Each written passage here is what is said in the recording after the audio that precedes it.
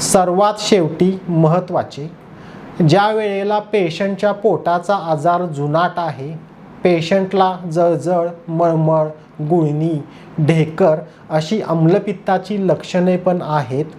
सततची पोटदुखीसुद्धा आहे, संडासच्या आणि गॅसेसच्या तक्रारीसुद्धा आहेत, त्याचबरोबरीने भीती, नैराश्य व भरपूर अशक्तपणाच्या तक्रारी असतील, अशा परिस्थितीमध्ये माझ्या पोटाच्या आजाराचे निदान आम्लपित्त आहे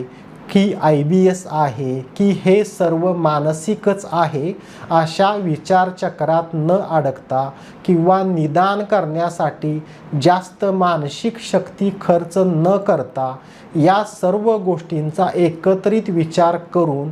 परिपूर्ण उपचार करणारे डॉक्टर शोधून